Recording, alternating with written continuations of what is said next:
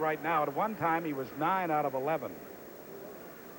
Well, he really had the team on a roll early in the first quarter, but, you know, the Toronto Argonauts did an excellent job ball control-wise in that first half. Ricky Turner with his running and, of course, throwing to Terry Greer really were able to control that football in the first half, and Tom Clements didn't have it for a long time. Rasevich is back in the ball game playing that middle linebacking spot as Clements, with a lot of time, floats it out, intending it for Willard Reeves, but Don Moan got his hand up there to deflect the ball away. So Rasevich is in there, and David Marshall, the newcomer, is out of that middle linebacking spot. Well, Don Moan just makes a great play. Tom Clements just tries to feather the ball over his head and into Willard Reeves, but the big arm goes up and the ball knocked down. The Winnipeg Bluebombers have to give it up. Well, Toronto's defense has done a job here. They have really played well. Got just enough pressure and made some excellent plays in that secondary. Bob Cameron's punt will get to the Toronto end zone, and Jan Carinci is going to give up the single point. Going to waste as much time as possible before stepping out with Scott Flagel right on him. So the score now, with 12 minutes and 17 seconds left to play in this third quarter, is Toronto 24, Winnipeg 10, and we'll be back in just a moment.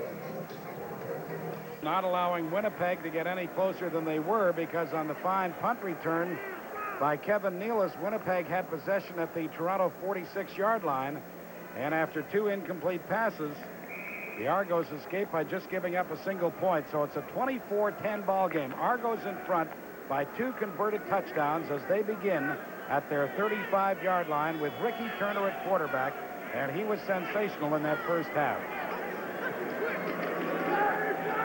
Inside to Kerry Taylor for the first time that he's had his hands on the football on a running play other than that end around that they tried early in the first quarter, and he picks up 5 yards to the 40. David Marshall is out of the game, as you have stated, Pat, but the problem is a knee injury. We don't know how serious it is, but it's apparent that he won't be back in this ball game. He's going to stay out. And that's why it was important that Dan Rasevich wasn't shaken up too badly, as he was not. He has returned after making a tackle on a previous punt. 2nd down and 5. Turner looks around, didn't see anybody open, pulls it down, and only picks up about a yard or 2.